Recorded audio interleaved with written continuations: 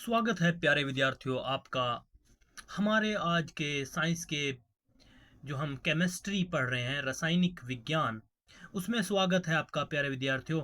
आज हम पहला भाग करेंगे, पहला पार्ट करेंगे, कह सकते हैं पहला चैप्टर करेंगे, रासायनिक अभिक्रिया एवं समीकरण। तो प्यारे विद्यार्थियों, हम आपको इसमें बताने जा रहे हैं एनसीईआरटी में जो भी बच्चे टॉपर आए हैं उनको ये अच्छे और परफेक्ट अध्यापकों द्वारा कुछ नोट्स बनाए गए हैं।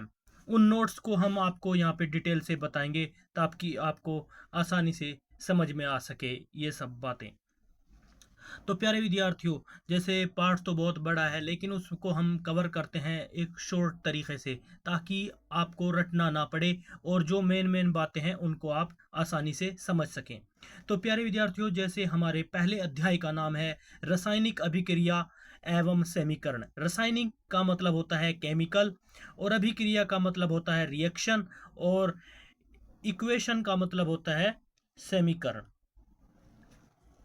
तो प्यारे विद्यार्थियों, यहाँ पे लिखने में इसने केमिकल इक्वेशन यानी रासायनिक समीकरण और अभिक्रिया लिखा है, इंग्लिश में इसका मीनिंग ये है।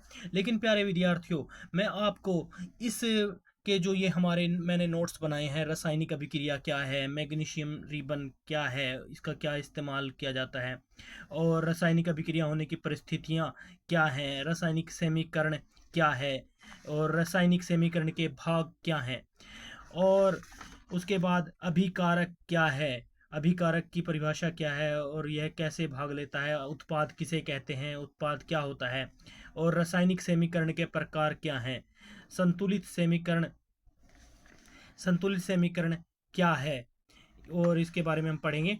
उसके बाद असंतुलित रासायनिक समीकरण या कंकाली रासायनिक समीकरण क्या है, किसे कहते हैं।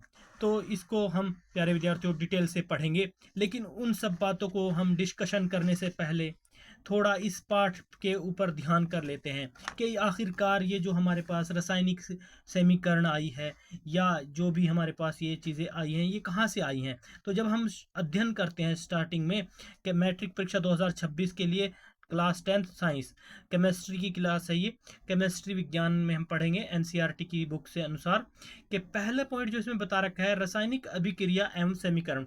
आपके पास कोई भी बुक हो प्यारे विद्यार्थियों, सिलेबस सेम ही रहता है, आपको बस समझ में आना चाहिए। एग्जाम आपका चाहे यूपी बोर्ड हो, चाहे हरियाणा बोर्ड हो, चाहे पंजाब बोर्ड हो, चाहे आपका एनसीईआरटी नेशनल सर्टिफिकेट के अंतर्गत जहाँ पर भी आप रहते हैं वहाँ पे ये पूरे ऑल इंडिया में सेम ही एजुकेशन के तौर पर आप समझ सकते हैं ये सब जगह। और भी आपकी भावी परीक्षाओं में जो भी आप देते हैं उनमें भी ये नोट्स काम आएंगे।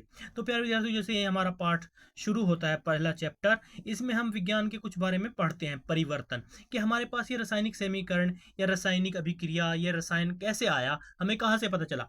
तो सबसे पहले हम पढ़ लेते हैं परिवर्तन के बारे में। तो परिवर्तन वाला पहला पॉइंट हम इसलिए हम अपने माइंड में रखेंगे जानने के लिए कि परिवर्तन क्या होता है प्यारे विद्यार्थियों। तो परिवर्तन कहते हैं किसी किसी किसी भी वस्तु के समय के साथ होने वाले बदलाव को परिवर्तन कहा जाता है या कहलाता है। तो प्यारे विद्यार्थियों, हमारा पहला पॉइंट क्लियर होगा, किसी वस्तु में समय के अनुसार या समय के साथ होने वाला बदलाव परिवर्तन कहलाता है। जैसे आप बच्चे जानते हैं, एक उदाहरण के तौर पर अगर हम देखें, हम बच्चे होते हैं, छोटे से पैदा होते हैं, पर धीरे धीरे 20 साल तक हमारी उम्र बढ़ती है और 20 साल के बाद हम अधेड़ यानी फिर अधेड़, फिर बूढ़े और फिर मौत। तो इस तरह से इंसान की प्रोसीजर चलता है, हर इंसान में भी तब्दीली आती है। यह भी एक जड़त्व का नियम है परिवर्तन। तो चेंज, परिवर्तन, ये एक जड़त्व का नियम है, यानी ये हर इंसान के साथ भी है और वस्तुओं के साथ भी है। तो जैसे हमारी वस्तुएं होती हैं, पदार्थ कितने प्रकार के होते हैं आपको पता ही है, लिक्विड, सॉलिड, गैस, यानी द्रव के रूप में भी होते हैं और गैस के रूप में भी होते हैं और ठोस के रूप में भी होते हैं। तो प्यारे विद्यार्थियों, उन सभी में परिवर्तन होता है। तो परिवर्तन जो है वो दो प्रकार का होता है। बात कर रहे हैं परिवर्तन क्या है और परिवर्तन किसे कहते हैं। तो हमने पढ़ लिया किसी सिस्टम के साथ होने वाले को बदलाव को परिवर्तन कहते हैं। लेकिन ये दो प्रकार का होता है। एक तो भौतिक, भौतिक कहते हैं जो दिखाई दे, रासायनिक बोलते हैं जो यानी गुप्त रहे, दिखता नहीं है उसको, रासायनिक होता है एक तरह से। रासायनिक अभिक्रिया जो है, हमारे पास प्रोडक्ट तो होते हैं लेकिन उनसे जो बनने वाला प्रोडक्ट है वो हमें दिखाई नहीं देता, वो बाद में दिखाई देता है जब अभिकारक आपस में क्रिया कर लेते हैं, उसके बाद जो चीज़ प्राप्त होती है उसको उत्पाद कहा जाता है। ये केमिकल में आ जाता है। तो ये भौतिक क्या है, इसको हम फिजिकल भी कहते हैं। फिजिकल और केमिकल, दो पॉइंटों से जाना जाता है। ये दो प्रकार के परिवर्तन होते हैं इस दुनिया में, कह सकते हैं। तो फिजिकल क्या चीज़ होती है परिवर्तन, जो यानी ऐसे पदार्थ जो पुनः अपनी स्थिति में वापस आ जाएं, ऐसे पदार्थ जो पुनः अपनी स्थिति में वापस आ जाएं, उनको जो हम फिजिकल फिजिकल परिवर्तन कहते हैं, या फिजिकल कह लेते हैं, फिजिकल चेंज। और जो पदार्थ अपनी स्थिति में वापस ना आए, उन्हें जो है उन्हें उन्हें जो है हम उन्हें हम केमिकल रिएक्शन कहते हैं, या केमिकल चेंजेस कहते हैं, सॉरी। केमिकल रिएक्शन हम आगे पढ़ेंगे प्यारे विद्यार्थियों। तो वो इन चीज़ों से ही बने हैं, यानी आपको सबसे पहले ही समझना होगा फिजिकल पॉइंट क्या है, केमिकल क्या है, ये कहाँ से आए, कैसे बने।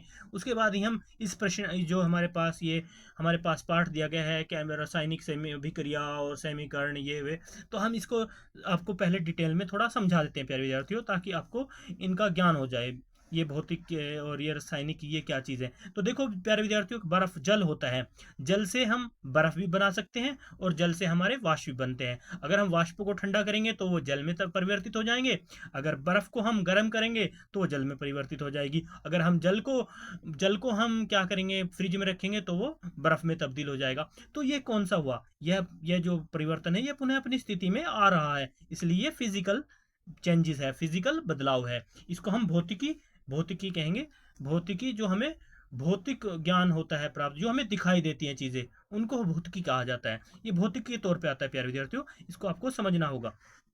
जैसे अब हमारा आइस है और वाटर है, और वाटर से वेपर बन जाता है अगर गर्म करते हैं, तो अगर इस वेपर को ठंडा कर देंगे तो पानी बन जाएगा, अगर पानी को और ज़्यादा ठंडा कर देंगे 0 डिग्री सेंटीग्रेड तक, तो हमारे पास बर्फ़ बन जाएगी, आइस बन जाएगी।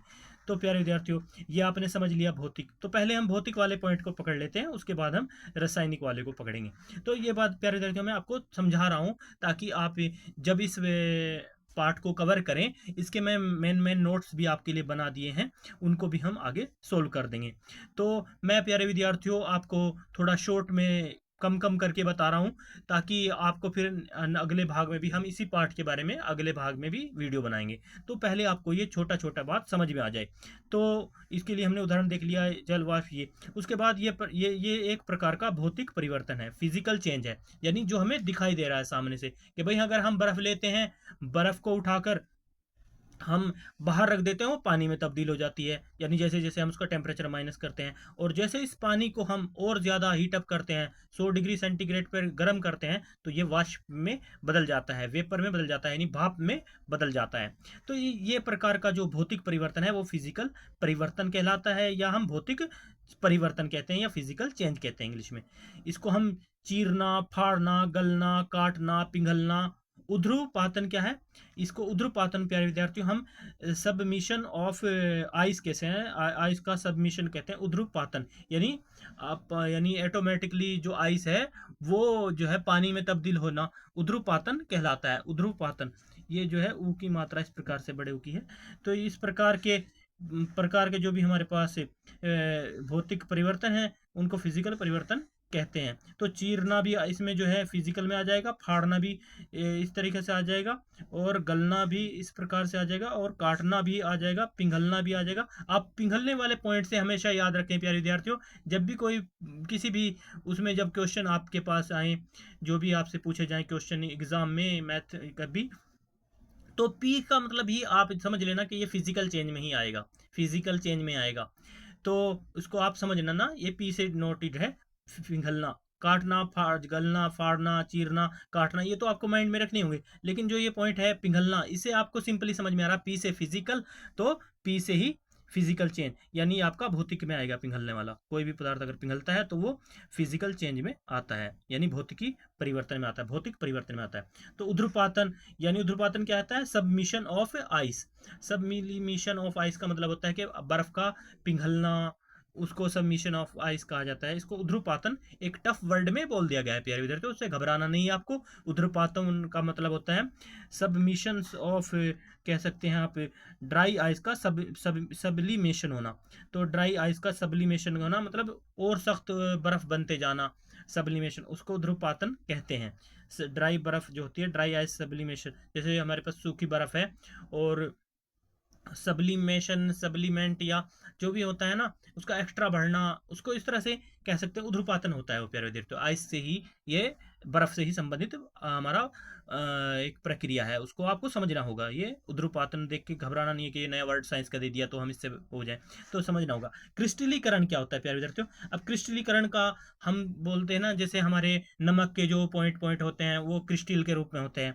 तो जैसे पहले अगर ये जो नमक है हमारा रेते में मिल जाता है, रेते से हम इसको छानते हैं और फिर इसको बना लेते हैं, तो इसके पॉइंट पॉइंट कण कण हमें प्राप्त हो जाते हैं, तो इसको एक प्रकार का क्रिस्टलीकरण कहते हैं, शुद्धिकरण कह सकते हैं। तो ये भी अगर हम किसी प्रक्रिया में ये कर रहे हैं तो क्रिस्टलीकरण प्रक्रिया भी हमारी कौन सी इसमें आएगी? फिजिकल चेंज में आएगी। जैसे बर्फ, जैसे हमारा नमक को बालू से अलग करना, ये प्रोसेस में ये आता है। अब कोई हमारे पास लोहा है, उसको मोड़ना, अब लोहे को हम मोड़ेंगे या कि उसको मोड़कर फिर उसी रूप में परिवर्तित कर लेंगे, तो वो दोबारा से फिर उसी रूप में आ जाना, तो पुनः अपनी स्थिति में वापस आ जाए। तो ये सब जो भाग आएंगे आपके, ये फिजिकल चेंजेस में आएंगे, भौतिक परिवर्तन में जो हमें बाहरी तौर से जो उनका संरचना है वो जो दिखाई दे रही है, उसमें जो पुनः से दोबारा से वो उसी में चेंज हो जाएं, बन जाएं, तो उस तरह से उनको हम फिजिकल चेंज में ले रहे हैं यहाँ पे। तो प्यारे दोस्तों, आपको समझ में आ रहा होगा, उम्मीद करता हूँ। उसके बाद करते हैं फिजिकल चेंजेस, यहाँ पे हम कंप्लीट हो रहा है एक प्रकार से, ये सब बातें इसमें होंगी। लेकिन हम एक स्लाइड ले लेते हैं, इसमें स्लाइड में आपको इंग्लिश में लिखा आ सकता है ब्रेकिंग ग्लास। हाँ, तो ग्लास का क्या है, ग्लास अगर टूट जाए तो हम ग्लास को पिघलाकर उसको दोबारा से बना सकते हैं। तो कंच का टूटना, और कंच को टूटने के बाद भी हम उसे पिघलाकर क्या कर सकते हैं, उससे हम वो कांच में परिवर्तित कर सकते हैं। तो इस प्रकार से हमारा ब्रेकिंग ग्लास या कांच का टूटना या ग्लास का टूटना, तो यह भी हमारी कौन सी प्रक्रिया में आएगी? यह भी हमारी भौतिक फिजिकल चेंजेस में आएगी, भौतिक परिवर्तन में आएगी प्यारे विद्यार्थियों। इसके बाद है मिक्सिंग कैंडीज। अगर कैंडीज होती हैं, अलग अलग कैंडी चॉकलेट होती हैं, ये आपस में मिक्स हो जाए तो हम इनको भी अलग कर सकते हैं दोबारा से, प्रोसीजर करके, प्रक्रिया करके। तो इस प्रकार से आप ये समझ होंगे। बॉइलिंग वाटर, अगर बॉइलिंग वाटर हो रहा है तो वाटर बॉइलिंग होकर क्या बनेगा? वाष्प बनेगा। अब वाष्प को अगर हम एकत्रित कर लें और ठंडा कर लें तो उसे दोबारा से नॉर्मल पानी में कन्वर्ट किया जा सकता है। तो कोई सी भी प्रक्रिया अगर वो ऐसे दिखाए, बॉइलिंग वाटर, बर्फ, आइस का बर्फ में बनाना, यानी पानी को बर्फ में तब्दील करना, ये सब चीज़ें कौन सी प्रक्रिया में आएंगी? आपकी भौतिक परिवर्तन में आएंगी। इसके बाद आता है श्रेडिंग पेपर, यानी कागज को फाड़ना। अगर हम एक बार कागज को फाड़ देते हैं तो फटे हुए कागज को भी हम उसको दोबारा से मशीनों में तरह उसकी प्रक्रिया करके उसको दोबारा से भी उन्हें बनाया जा सकता है। तो श्रेडिंग पेपर, इसको बोलते हैं पेपर को फाड़ना, तोड़ना, ये सब होने के बाद भी हम इसे दोबारा से उसी रूप में ला सकते हैं। तो इस प्रकार से कुछ भी आपको उलझाने के लिए, कंफ्यूज करने के लिए बोल सकता है ऐसे। तो फोल्डिंग पेपर, पेपर को मोड़ना, अब जैसे पेपर को मोड़ दिया तो हम उसे फिर सीधा कर सकते हैं, पुनः उसी स्थिति में ला सकते हैं। मेल्टिंग आइस, आइस को अगर मेल्ट कर दिया गया है, अगर आइस मेल्ट हो गया तो उस पिघली हुई आइस को हम दोबारा से बर्फ बना सकते हैं फ्रिज में, उसका कम से कम टेम्परेचर रखें। प्रशीतरण भी कहते हैं fridge, refrigerator and air conditioning. तो इस तरह से पॉइंट होते हैं। तो ये सब बातें आ रही हैं प्यारे विद्यार्थियों। उसके बाद आता है चॉपिंग वुड। चॉपिंग वुड क्या है? अब वुड को जो है छोटे छोटे पीसेज में काट देना। तो उसके बाद जो है उसके उबलता हुआ पानी, पेपर को फाड़ना, तोड़ना, पेपर को मोड़ना। तो मैं ये चीज़ें दोनों इंग्लिश स्टूडेंट्स को लिए भी हैं और आपके जो हिंदी मीडियम स्टूडेंट हैं उन दोनों के लिए भी इसमें समझने में आसानी होगी। तो चॉपिंग वुड, जैसे वुड को छोटे छोटे टुकड़ों में तोड़ दिया, वुड को फिर दोबारा से तोड़ के उसका बूरा बना के, आज कल आप देख रहे हो ना कि जो हमारी पराली होती है, तो पराली को भी उसको डाइवर्ट करके, जो पराली आती है इसकी जीरी की, उसको भी, जैसे हमारी धान की खेती होती है तो उसको भी आजकल सरकार जैसे जलाने से मना कर रही है, तो उसको भी आज मशीनों में उसको घास को उसको मिलाकर उसका एक बड़ी बड़ी प्लाईवुड के रूप में तब्दील कर दिया जाता है। तो इस प्रकार से चॉपिंग वुड, जैसे हम लकड़ी को काटना, तो लकड़ी को काट कर भी दोबारा से लकड़ी बनाई जा सकती है। तो कटिंग हेयर, कटिंग हेयर यानी कटिंग हेयर, तो इसका मतलब है बाल का काटना। तो बालों को भी बाल का काटना भी, बाल तो फिर पुनः प्राप्त हो जाते हैं हमें, जैसे एक बार हमारे कट जाएंगे तो दोबारा से आ जाएंगे, तो ये पुनः प्राप्त हो जाते हैं। तो ड्राई आइस, सब्लिमेशन, इसको ही उध्रुवपातन कहा गया है। जैसे ये भौतिकी परिवर्तन है। ड्राई आइस सब्लिमेशन, सब्लिमेशन का मतलब है आइस का और ज़्यादा बढ़ते जाना, उध्रुवपातन उसका और सख्त हो जाना, या बर्फ़ में भी कोई तब्दीली, यानी बर्फ़ में, ड्राई बर्फ़ में, यानी जो हमारी सूखी हुई बर्फ़ है उसमें सब्लिमेशन, उसको उध्रुवपातन कहा गया। ये सब जो है हमारी कौन सी भाग क्रियाएं हैं, ये सब हमारी जो क्रियाएं हैं सब की सब फिजिकल चेंज में आती हैं। इनसे हमारा वो पुनः रूप प्राप्त हो जाता है। तो ये प्यारे विद्यार्थियों आपको नोट कर लेनी है, याद करनी है। ब्रेकिंग एग्स, अंडे का टूटना। अब प्यारे विद्यार्थियों आजकल आप देखते हो अंडे बनाए जाते हैं, तो अंडे को भी दोबारा से बनाया जा सकता है। ब्रेकिंग एग्स, अंडे का टूटना, तो अंडा भी पुनः हमें प्राप्त हो सकता है, मुर्गी से प्राप्त होगा। तो ये चीज़ें जो हमें पुनः प्राप्त हो जाती हैं अपने रूप में, उनको फिर पुनः उसी प्रक्रिया में लाया जा सकता है। तो उसे क्या कहा जाता है, फिजिकल चेंजेस। तो ये सब हमारे फिजिकल चेंजेस में, लकड़ी का काटना, बाल का काटना, ये पॉइंट हो गया हमारा। उसके बाद उध्रुपातन भी हो गया। ये सब हमारे फिजिकली परिवर्तन है, या जो हम यहाँ पे शॉर्ट रूप से आपको नोट के तौर पर छोटी छोटी बातें बता दी। इसके बारे में बात कर लेते हैं फिर प्यारे विद्यार्थी। तो रासायनिक परिवर्तन, रासायनिक परिवर्तन में हमने बताया केमिकल चेंज भी कहा जाता है इसको। तो किसी परिवर्तन का वापस ना हो, जैसे एक बार वो हो गया तो वो दोबारा से हमें प्राप्त ना हो। मैं नहीं कहना चाहता जैसे एक प्रकार का अगर मनुष्य आज के दुनिया में मर जाए, क्या एपीजे अब्दुल कलाम आज़ाद जैसे मौत हो गई उनकी, तो क्या दूसरा एपीजे अब्दुल कलाम आज़ाद आ सकता है? लेकिन उन जैसा इंसान तो नहीं आ सकता, लेकिन हाँ उन जैसा बना जा सकता है। लेकिन उन जैसा टैलेंटेड गुण जैसे क्वालिटी कह रहे हो, लेकिन वो प्यारे इधर तो एक वैसी बात होगी। हम आ जाते हैं दूसरे पॉइंट पे, सॉरी चाहेंगे। जैसे भोजन का पचना। अब जैसे हमने ताज़ा ताज़ा भोजन खाया, वो हमारा भोजन जो है पच गया, उपापचय हो गया, तो क्या हम टॉयलेट को दोबारा भोजन बना सकते हैं? नहीं बना सकते। तो प्यारे विद्यार्थियों हमारा जो ये चीज़ है भोजन का पचना, तो हम दोबारा से पचे हुए भोजन को दोबारा से भोजन नहीं बना सकते। तो इसी प्रकार से तो कहा गया है रासायनिक जो चेंजेस हैं वो वापस से नहीं हो सकते। वो जो एक बार क्रिया होने से, अभिक्रिया होने से जो बन गया तो वो बन गया, उसे दोबारा से उस रूप में हम नहीं ला सकते। इसको रासायनिक चेंज कहा जा सकता है। जैसे भोजन का पचना, जंग का लगना, बस हाँ इन चीज़ों से हम बचा सकते हैं। भोजन को हम फ्रिज में रख सकते हैं ख़राब होने से बचाने के लिए, जंग को हम बचाने के लिए तेल लगा सकते हैं। लेकिन अगर एक बार जंग लग गया तो फिर उसको बहुत मुश्किल होता है वो अपनी पुनः स्थिति में रहे, वो वैसी स्थिति में नहीं आएगा।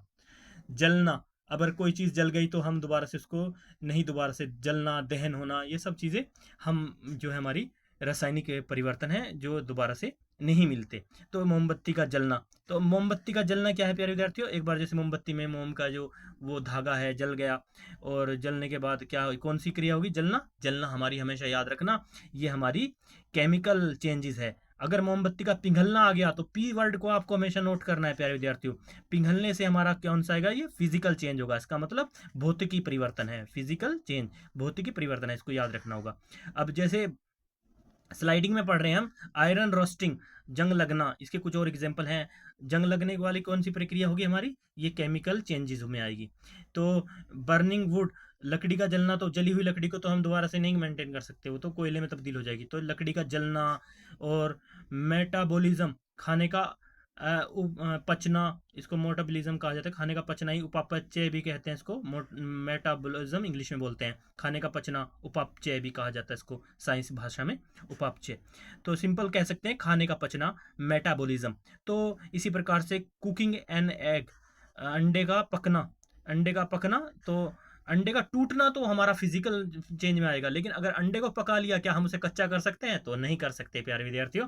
तो इसलिए हमारा पक्का हुआ अंडा कच्चा नहीं हम बना सकते। तो इस प्रकार से ये जो हमारा जो भी आएगा आपको कंफ्यूज करने के लिए आपको माइंड में रखना होगा, पक्का पकना प्रक्रिया में जो भी है वो हमारा रासायनिक चेंज होगा, यानी केमिकल चेंज होगा, केमिकल परिवर्तन, केमिकल चेंजेस होगा। रासायनिक यानी उसको हम रासायनिक परिवर्तन कहेंगे। बेकिंग केक, केक का बनाना, तो केक का पकना या केक को क्या हम दोबारा से रूप में ला सकते हैं? नहीं ला सकते। तो केक का भी हमारे पास ये एक प्रकार से क्या नाम है, रासायनिक परिवर्तन है। तो केक का पकना। उसके बाद इलेक्ट्रोप्लेटिंग, इलेक्ट्रोप्लेटिंग क्या होता है प्यारे विद्यार्थियों? इलेक्ट्रोप्लेटिंग आजकल की लड़कियां बेहतर जानती हैं इसके बारे में, क्योंकि वो लड़कियां जो क्या करती हैं, आजकल के जो आभूषण आते हैं जैसे लोहे का हुआ, तांबे का हुआ या चांदी का हुआ, उसके ऊपर सोने की जो है परत चढ़ाई जाती है, उसको इलेक्ट्रोप्लेटिंग कहा जाता है। धातु के ऊपर किसी दूसरी धातु की परत को चढ़ाना इलेक्ट्रोप्लेटिंग कहलाता है। तो आजकल की जो हमारी महिलाएं हैं, घरों में रहती हैं, लेडीज़ हैं, तो उन्हें आभूषण पहनने का शौक होता है, तो वो क्या करती हैं, किसी चांदी के ऊपर सोने की परत चढ़वा लेती हैं। तो उसको चढ़वाकर जो ये प्रोसीजर होती है, इसको हम इलेक्ट्रोप्लेटिंग कहा जाता है। तो इलेक्ट्रोप्लेटिंग जो प्रक्रिया है, यह भी कौन सी चेंज में आती है? यह भी हमारी रासायनिक परिवर्तन में आती है, केमिकल चेंज में आती है। तो इसको भी आप रख लेंगे। रोटिंग, रोटिंग बनाना, बनाना का खराब होना, केले का खराब होना। तो केला एक बार खराब हो गया, क्या वो दोबारा से सेम प्राप्त हो जाएगा? नहीं। तो केला जो खराब होगा, हमको केले को दोबारा से प्रोसीजर करके हम नहीं बना सकते। तो अंडे का तो मतलब यह है कि अंडे के तो हम जो है, जो अंडे का जो भाग होता है वो किसका बना होता है? चूने का बना होता है। उसको कार्बोनेट कहा जाता है, कैल्शियम कार्बोनेट होता है सारा का सारा। तो उसको हम मेंटेन कर सकते हैं, उस केमिकल से भी आजकल अंडे बनाए जा रहे हैं। तो इस तरह से अंडे का बन सकता है, उसको हम किस में लाएंगे? फिजिकल चेंज में। मुर्गी, अंडा, वो। तो इसमें अगर बात करी जाए तो कंफ्यूजन करने के लिए रोटिंग बनाना का है, तो ये रोटिंग बनाना जो है, सड़ा हुआ बनाना, तो दोबारा से फ्रेश बनाना नहीं बन सकता ना, तो इसलिए नहीं। तो ये रोटिंग बनाना जो है हमारा, ये रासायनिक परिवर्तन है। विद्युत लेपन कह दिया था ना मैंने, पहले समझाया देखो। तो केले का सड़ना, तो ये जो सड़ गया तो सड़ गया। विनीगर और vinegar and baking, baking soda mixture. तो सिरका, इसको हम वेनिगर, आप जानते हैं हर घर में सिरका होता है, वाइट कलर का होता है, सेब का सिरका, वैसा सिरका घरों में खाने में मिला के खाया जाता है। और तो इससे हमारे पेट के लिए एक क्षार का तो काम करता है। तो ये भी जानते हैं विद्यार्थी आप इसके बारे में। तो ये जो इसकी प्रक्रिया होगी वेनिगर की और बेकिंग सोडियम मिक्सचर की, तो वो भी एक हमारी रासायनिक परिवर्तन होगा। उसको दोबारा से सेम नहीं लाया जा सकता। जो एक बार हो गया तो हो गया, बन गया तो बन गया, जो पदार्थ बनना था। तो ये सब बातें आपको नोट करनी है। तो इसके बाद आता है केमिकल, केमिकल बैटरी। अब जैसे हमारे मोबाइलों में जो बैटरी लगी हुई हैं, तो क्या हम उनको दोबारा से सेम बैटरी को कर लेते हैं कन्वर्ट? नहीं, हम बैटरियों को उठा के फेंक देते हैं। जो भी आजकल हमारी, चाहे वो गाड़ी में बैटरी चलने आ रहे हैं, जो हमारी इलेक्ट्रिसिटी वाली बैटरी से चलने वाले वाहन हैं, तो उनकी बैटरियों के बड़े बड़े भंडार लगे पड़े हैं। तो वो चेंजेबल नहीं है, रिन्यूएबल नहीं है, दोबारा से पुनः स्थिति में नहीं आ सकते, बस हमें नए बनाने पड़ते हैं। तो ये प्रक्रिया भी हमारी किस में आएगी? केमिकल, केमिकल चेंजेस में आएगी। तो मोबाइल बैटरी परिवर्तन हो गया। तो फायरवर्क्स, पटाखे, पटाखे का जलना, पटाखे का फूटना, क्या हम पटाखे को दोबारा से वैसे रूप में ला सकते हैं? नहीं ला सकते। एक बार फट गया तो फट गया, वो सारा केमिकल नष्ट हो जाता है, तो वो पुनः स्थिति में नहीं आता है। यही हम बार बार, मैं प्यारे विद्यार्थियों को बता रहा हूँ, रासायनिक परिवर्तन है। और ये उसके एग्जाम्पल हैं, उदाहरण हैं। तो पटाखे का फूटना, रासायनिक परिवर्तन कंप्लीट होता है प्यारे विद्यार्थियों। तो ये आपने समझ लिया रासायनिक के बारे में। तो इसलिए इसी से आगे आपके बारे में पढ़ेंगे, रासायनिक अभिक्रिया, रासायनिक समीकरण, ये सब चीज़ें बाद की बातें हैं। पहले इन चीज़ों को आपको पता होना चाहिए। रासायनिक अभिक्रिया एवं समीकरण में हम केमिकल इक्वेशंस और रिएक्शंस के बारे में आगे पढ़ेंगे। उससे पहले हम थोड़ा परिवर्तन के बारे में समझ लेते हैं, जो कि जड़त्व का नियम है, जिससे ये पूरी प्रकृति, पूरी दुनिया कैसे चेंजेबल हो रही है, कैसे इसमें क्या पार्ट बन रहे हैं। तो थोड़ा प्यारे विद्यार्थियों, भौतिकी परिवर्तन के बारे में ये परिभाषा कुछ दे रखी है।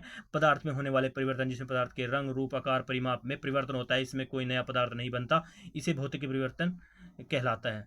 भौतिकी परिवर्तन कहलाता है,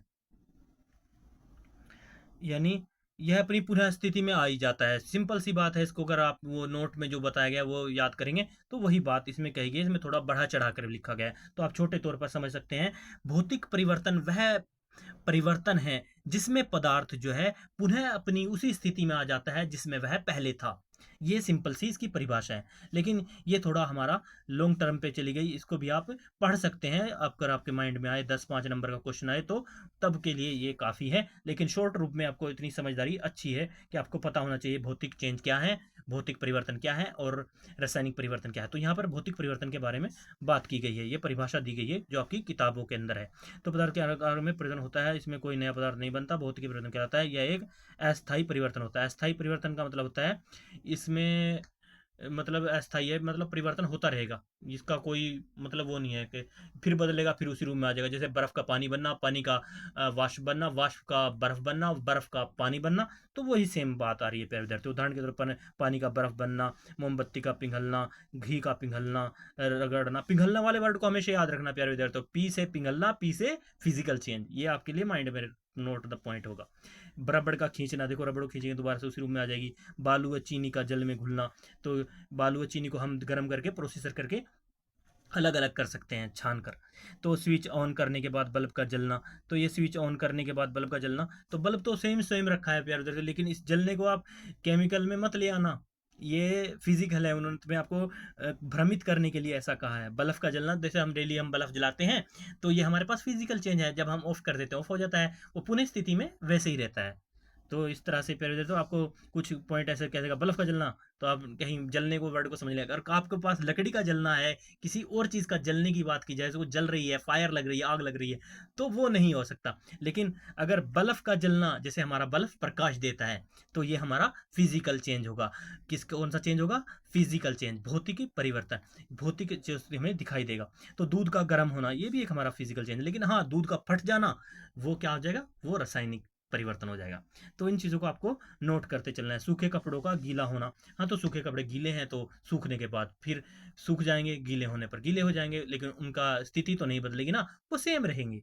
तो लकड़ी के टुकड़ों को काटना, लकड़ी को अगर हम काटेंगे तो पुनः से मशीनें आजकल ऐसी आ रही हैं जिससे उन्हें बनाया जा सकता है पुनः, वो फिर भी हमें प्राप्त हो जाते हैं। लकड़ी कहीं अनप्रोडक्टेबल तो है नहीं। जैसे हम नीम पेड़ है, उससे हम लकड़ी को काट लिया, तो नीम के पेड़ से और भी लकड़ी आ सकती है। तो लकड़ी को टुकड़ों में काटना, तो प्यारे विद्यार्थियों लकड़ी को हम पुनः से भी जोड़ सकते हैं। आजकल ऐसी मशीनें भी आ रही है, तो पुनः से वो पुनः रूप में प्राप्त हो जाएगी। तो क्रिस्टलीकरण करना, क्रिस्टलीकरण भी यही सेम सेम है। बालू का जैसे रेत में मिल जाना, फिर उसको शुद्धिकरण करना, क्रिस्टलीकरण करना था, जैसे उसके वाइट वाइट कण अलग हो जाते हैं।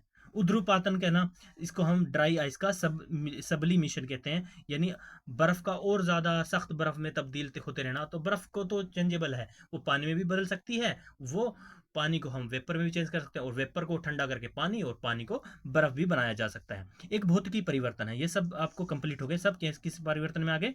ये सब फिजिकल चेंज में आ गए हैं, भौतिकी परिवर्तन जो हमें दिखाई देते हैं। तो रासायनिक परिवर्तन जब किसी पदार्थ में परिवर्तन के पश्चात नए गुणधर्म वाला पदार्थ बनता है, रासायनिक परिवर्तन कहलाता है। जब किसी पदार्थ में परिवर्तन के पश्चात अगर उसमें परिवर्तन किया गया और नया गुण वाला कोई पदार्थ बन रहा है, तो उसे रासायनिक परिवर्तन कहते हैं। यह परिवर्तन स्थायी होता है, यानी यह परमानेंट होता है, ये चेंज नहीं होगा। जैसे परमानेंट इंजेक्शन होता है, अस्थायी निवासी है। अस्थायी मतलब स्थायी निवासी है।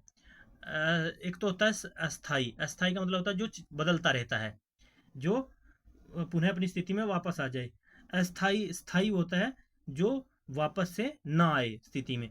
तो इस प्रकार से नए पदार्थ का निर्माण होता है। तो आओ करके देखें, आओ प्यारे से कुछ उदाहरण कर लेते हैं।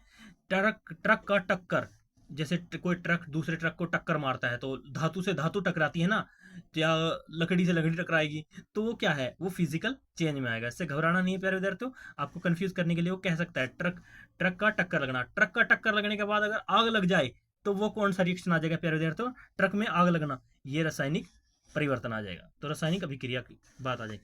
तो अब बात में आते हैं, ये सब रासायनिक अभिक्रिया के अंदर ही, ये ट्रक में आग लगना, ये भी सब रासायनिक अभिक्रिया ही है और रासायनिक परिवर्तन है। तो कागज का फटना, तो ये आपको कुछ मैं समझने के लिए दे रहा हूँ, आप इनको बाद में बता देना कि कागज का फटना क्या है। देखो कागज के बारे में पहले भी ऑलरेडी आपको बता चुका हूँ। कागज का जलना, तो ये आपको पहले ही बता चुका हूँ। बल्ब का जलना, ये भी आपको मैं बता चुका हूँ, सब इसमें कवर कर दिया है। तो बल्ब का फूटना, मोमबत्ती का जलना, ये सब मैंने आपको बताया है। इनमें आपको बस तुलना करनी है, कौन सा जलने से फिनिश हो रही है चीज़, वो दोबारा से नहीं बन सकती, पुनः नहीं आ सकती। तो दूध का गर्म होना, ये सब दही का, दूध का दही में परिवर्तन होना, लोहे को जंग लगना, तो ये कुछ आपके एक्सरसाइज के तौर पे हैं प्यारे विद्यार्थियों। इनको आप अपने रूम पे अपना माइंड लगा के समझें और कवर करें। तो प्यारे विद्यार्थियों, अब कुछ नोट्स आपको दे देते हैं, ये कवर हो गया हमारा।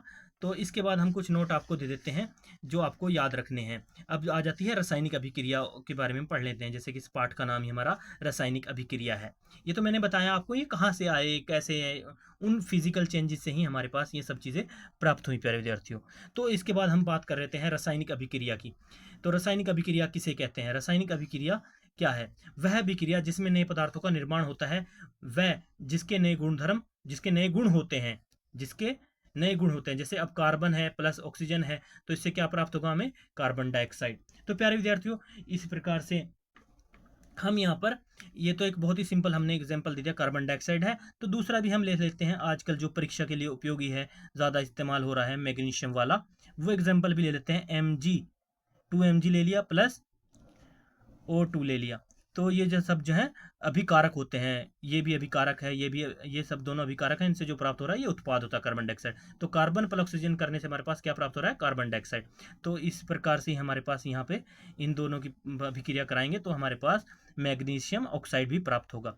ये भी, इसकी भी दो शक्ति है, इसकी भी दो है। तो इसलिए इनकी जो केमिकल, जो इनके आपस में जो ये द्रव्यमान होते हैं, जो होते हैं ना नंबर, इनको बराबर करना बहुत ज़रूरी होता है। इसको संतुलित समीकरण कहते हैं। तो ये मैग्नीशियम ऑक्साइड हो गया प्यारे विद्यार्थियों। तो इस प्रकार से प्यारे विद्यार्थियों, यहाँ पे भी हम समझ लेंगे, वह अभिक्रिया जिसमें नए पदार्थों का निर्माण होता है व जिसके नए गुणधर्म होते हैं उसे रासायनिक अभिक्रिया कहते हैं। इसके बाद बात कर लेते हैं मैग्नीशियम रिबन की। तो मैग्नीशियम रिबन के बारे में बहुत क्वेश्चन आता है। मैग्नीशियम रिबन क्या है, किस लिए इस्तेमाल होता है?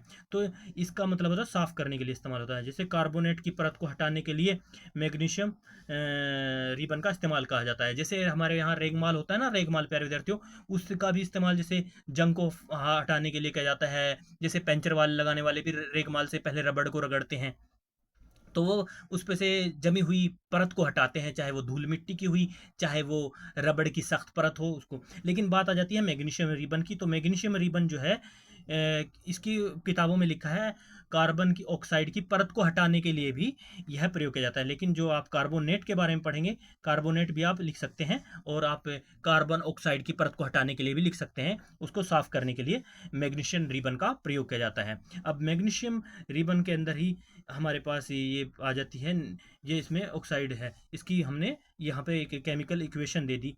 तो यहाँ पे 2 Mg मैग्नीशियम है प्लस ऑक्सीजन की 2 है, और 2 Mg, तो इसके जो हमारे पास ये मान आ रहा है केमिकल करने पर ये मैग्नीशियम ऑक्साइड बन रहा है। तो इसके बाद ये चमकदार श्वेत आग होती है इसमें, जो अगर हम इसको गर्म करा जाए तो इसमें कुछ इसके बारे में बताया गया है।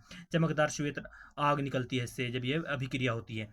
उसके बाद मैग्नीशियम ऑक्साइड यानी एक प्रकार का सफ़ेद पाउडर होता है। ये मैग्नीशियम ऑक्साइड जो है सफ़ेद पाउडर होता है। ये आप समझ गए होंगे प्यारे विद्यार्थियों। तो इन चीज़ों को आपको नोट कर लेना है अपने कॉपी में, और नोट बनाकर इनको याद रखना है। ये बड़े बड़े जिन बच्चों के नंबर अच्छे आए हैं, 90%, 92%, 93%, उन्होंने इन्हीं नोट्स को फॉलो किया है प्यारे विद्यार्थियों, और बेसिक को समझा है और समझते हुए इनको याद किया है, तो उन्होंने 90% और टॉपर बने अपनी कक्षाओं में। तो आप भी बन सकते हैं प्यारे विद्यार्थियों, बस आपको अपनी लगन और मेहनत से पढ़ते जाना है। तो इसके बाद आती है रासायनिक अभिक्रिया होने की परिस्थितियाँ क्या हैं। अब हमारी रासायनिक अभिक्रिया होने की परिस्थितियाँ कौन से हैं, हालात कौन से हैं, अगर परिस्थितियों की बात की जाए। लेकिन प्यारे विद्यार्थियों, आपको मैं सिंपल लैंग्वेज में ज़रूर बताता हूँ, लेकिन आपको परीक्षा की दृष्टि से जो बताई गई हैं बातें, उनको ही, वर्डों को, उन्हीं शब्दों को इस्तेमाल करना है। तो अवस्था में परिवर्तन, अवस्था का मतलब होता है कोई भी स्थिति, कोई भी व्यवस्था, या उसकी जो चीज़ है उसमें अवस्था में परिवर्तन। रासायनिक परिवर्तन होने की परिस्थितियाँ क्या हैं? उसका आकार चेंज हो जाए, उसकी अवस्था चेंज हो जाए, उसकी स्थिति चेंज हो जाए, उसको अवस्था में परिवर्तन कहते हैं। रंग में परिवर्तन, ये सब किस भाग में आ रहे हैं? रासायनिक अभिक्रिया होने की परिस्थिति के लिए आ रहे हैं। तो तापमान में परिवर्तन, तापमान में भी अगर चेंजेस होगा, ये भी रासायनिक अभिक्रिया होने की परिस्थितियाँ हैं। और गैस का उत्सर्जन, गैस का निकलना उत्सर्जन कहलाता है। तो जैसे कि आपने देखा कि हमारे घर में ये एलपीजी गैस लीक हो गई, तो ये जो है रसायन होने की प्रक्रिया क्यों है? क्योंकि अगर बाई चांस कोई आग जला दे और आग उसमें लग जाए, तो ये क्या होगा? ब्लास्ट हो जाएगा, बंदा मारा जाएगा, कुछ भी हो सकता है प्यारे विद्यार्थियों, एक्सीडेंट हो जाएगा। तो ये रासायनिक अभिक्रिया होने की परिस्थिति होती है, उसकी स्थिति होती है, किस कंडीशन में ये घटित हो सकती है। तो उनसे आगाह होने के लिए हमें अपना ध्यान रखना होता है। अवस्था में परिवर्तन, जैसे अभी हमने दूध रखा और गर्मी ज़्यादा पड़ रही है, तो दूध ऑटोमेटिकली ख़राब हो गया, फट गया। तो क्या वजह है इस फटने का? क्योंकि वहाँ पे जो उसका टेम्परेचर था वो समान नहीं रहा, तापमान नहीं समान नहीं रहा, उसकी अवस्था बदल गई। अब जैसे बर्फ़ को रख देते हैं, तो बर्फ़ जो है वो पिघल जाती है अगर बाहर रख दी, तो उसकी अवस्था में परिवर्तन आ गया। तो ये सब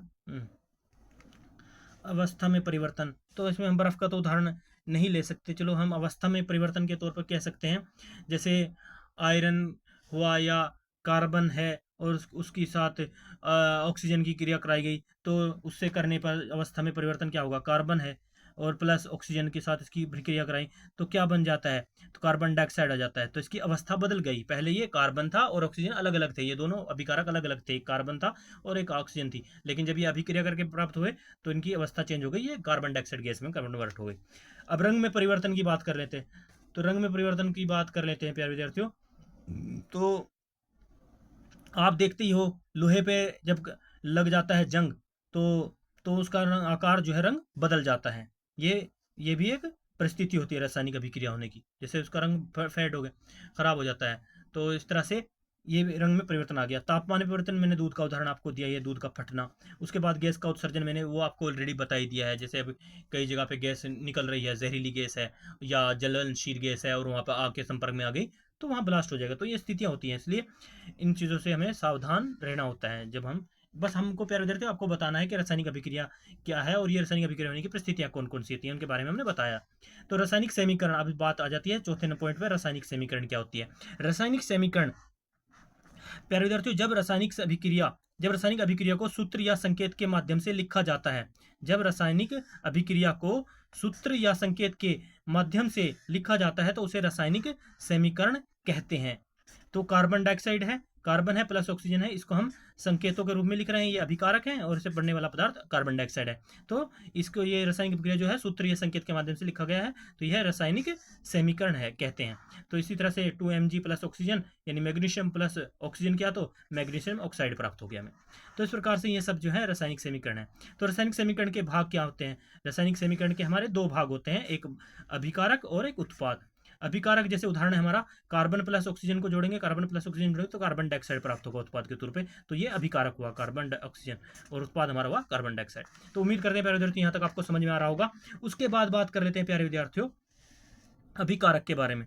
तो अभिकारक क्या है, अभिकारक वह है पदार्थ होते हैं जो रासायनिक अभिक्रिया में भाग लेते हैं। अभिकारक किन्हें कहते हैं, वह पदार्थ जो रासायनिक अभिक्रिया में भाग लेता है उसे अभिकारक कहते हैं। कार्बन प्लस ऑक्सीजन जो है ये अभिकारक हैं, ये आपस में क्रिया करेंगे तो क्या बनेगा हमारे पास, कार्बन डाइऑक्साइड बनेगा। तो कार्बन डाइऑक्साइड क्या हो गया, हमारा उत्पाद हो गया, लेकिन हमें यहाँ पे कॉन्सेंट्रेट किस पर कर रहे हैं, अभिकारक पे, तो इसको अभिकारक के तौर पर हम एग्जाम्पल दे देंगे। तो उसके बाद आ जाती है बात 7वें नंबर पे, उत्पाद क्या होता है, उत्पाद किसे कहते हैं। तो अभिक्रिया अभिक्रिया इस तरह है हमारे पास, अभिक्रिया के अंदर तो इसका अभिक्रिया का ऐसा पॉइंट दिया गया, अभिक्रिया होने के बाद नए बनने वाले पदार्थों को उत्पाद कहते हैं। अब जैसे हमारे पास अभिक्रिया हो जाएगी, अभिक्रिया होने के बाद बनने वाले जो पदार्थ हैं उनको उत्पाद कहते हैं। तो कार्बन प्लस ऑक्सीजन करेंगे तो हमारे पास कार्बन डाइऑक्साइड एक उत्पाद के तौर पे प्राप्त हो गया, तो ये क्या हुआ, उत्पाद हुआ। अभिकारक क्या हुए, ये हुए। तो इस प्रकार से हम यहाँ पे एक और दूसरा एग्जाम्पल भी ले सकते हैं। दूसरा एग्जाम्पल हमारा होगा प्यारे विद्यार्थियों, जैसे 2Mg, ये बहुत इंपॉर्टेंट सा है हमारा, आजकल बहुत ही यूज़ हो रहा है हमारे कई भागों में। तो 2Mg वाला जो ये है मैग्नीशियम रिबन का भी आता है, तो इसके लिए हमारे पास पेन नहीं फिलहाल चल रहा है, तो दूसरे पॉइंट से लिखने के लिए हम ट्राई करते हैं, जस्ट वेट। तो देखते हैं ये पे, तो ये है, तो ये Mg का पॉइंट है, जैसे Mg प्लस ये मैग्नीशियम 2 ले लिया हमने ताकि हमारी इक्वेशन बराबर रहे, प्लस किसके साथ, ऑक्सीजन के साथ, ऑक्सीजन की 2 अभिक्रिया कराई तो क्या बना हमारे पास, इसके भी 2 हैं तो 2Mg, ये तो बराबर होनी चाहिए, ये संतुलित होनी चाहिए। तो ये मैग्नीशियम ऑक्साइड भी बन रहा है। तो ये अब इससे क्या, पहले तो ये मैग्नीशियम और ऑक्सीजन था, तो लेकिन इससे क्या प्राप्त हुआ हमें, मैग्नीशियम ऑक्साइड। तो प्यारे विद्यार्थियों इस प्रकार से ये आपको समझ में आ रहा होगा। उसके बाद हम ये उत्पाद प्राप्त हुआ हमारा, इस प्रकार से उत्पाद क्या होगा, ये हमारा उत्पाद होगा। रासायनिक समीकरण के प्रकार, रासायनिक समीकरण जो है कितने प्रकार की होती हैं, जैसे हमने अभी रासायनिक समीकरण के बारे में बताया आपको कि जो जिनमें मतलब अभिकारक होते हैं, पहले मैं ऑलरेडी बता चुका हूँ समीकरण, जिसमें जो अभिक्रिया सूत्र या संकेत के माध्यम से लिखा जाता है उसे रासायनिक समीकरण कहते हैं। तो प्यारे विद्यार्थियों इसके बाद हम बात करते हैं रासायनिक समीकरण की प्रकार की होती है, यानी 2 प्रकार की होती है हमारी रासायनिक समीकरण जो है, 2 प्रकार की होती है, संतुलित रासायनिक समीकरण और असंतुलित रासायनिक समीकरण, और जिसे कंकाली रासायनिक समीकरण भी कहते हैं। याद रखना ये बहुत फेमस है, कंकाली रासायनिक समीकरण, ये भी क्वेश्चनों में बहुत आता है, तो कंफ्यूज नहीं होना। इसी को असंतुलित समीकरण भी कहते हैं। संतुलित समीकरण की परिभाषा क्या है, इसे क्या कहते हैं, तो जब अभिकारक व उत्पाद के द्रव्यमान बराबर होते हैं, जब अभिकारक व उत्पाद के द्रव्यमान बराबर होते हैं तो उसे क्या कहते हैं, हम संतुलित समीकरण कहते हैं। जैसे इसमें ये 2 पॉइंट है, यहाँ पर भी ऑक्सीजन के 2 ही पॉइंट है, जब इन दोनों अभिकारकों को आपस में हमने तुलना करी तो ये 2MgO यानी मैग्नीशियम ऑक्साइड बना। तो दोनों की मात्रा समान है, तो हमारे पास मैग्नीशियम ऑक्साइड प्राप्त हो रहा है। तो इस प्रकार से ये संतुलित है अभिक्रिया। ये भी दो हैं, ये भी दो हैं, यानी मैग्नीशियम की भी दो भाग हैं और ऑक्सीजन के भी दो भाग हैं। तो इसलिए दो से इधर भाग होने पर ये गुणा में होता है। तो इसका मतलब यही होता है मैग्नीशियम ऑक्साइड के बराबर मान है, संतुलित है। इसके बाद बात कर लेते हैं प्यारे विद्यार्थी यहाँ पे कि संतुलित असंतुलित समीकरण किसे कहते हैं, या कंकाली समीकरण किसे कहते हैं। असंतुलित या कंकाली रासायनिक समीकरण किसे कहते हैं। तो जब अभिक्रिया में अभिकारक व उत्पाद के द्रव्यमान बराबर नहीं होते, यानी जब हम अभिक्रिया कराते हैं जिसमें अभिकारक और उत्पाद के जो द्रव्यमान है, जो उनके दिए हुए मान है, वो बराबर नहीं होते, तो उसको हम क्या कहते हैं, असंतुलित रासायनिक समीकरण, या उसको कंकालिक रासायनिक समीकरण भी कहते हैं। अब देख लो प्यारे विद्यार्थियों, यहाँ पर Mg1 दिया हुआ है और +O2 दे दिया है और डायरेक्ट मैग्नीशियम ऑक्साइड लिख दिया है, लेकिन यहाँ पर बराबर नहीं किया गया है, बराबर नहीं किया गया है। तो अगर इसमें यहाँ पे 2 लगा दिया जाए तभी ये बराबर होगा। इसलिए ये कौन सी समीकरण आ गई, ये कंकाली समीकरण आ गई। ये कंप्लीट नहीं है, असंतुलित है, बराबर मान नहीं है इनमें। तो इस प्रकार से प्यारे विद्यार्थियों आज के भाग में हम इतना ही समझाते हैं आपको। नेक्स्ट भाग हम आपको अगले प्रश्नावली में करेंगे। तब तक के लिए बाय बाय। और प्यारे विद्यार्थियों, हमारा चैनल कैसा लगा, हमारा पढ़ाना कैसा लगा, आप कमेंट करके बताएं और हम आपको आगे वाले भाग में और समझाएंगे इसके बारे में। ये नोट्स हैं, इनको आप नोट कर लेना, आपके लिए बहुत ही इंपॉर्टेंट रहेंगे। तब तक के लिए बाय बाय।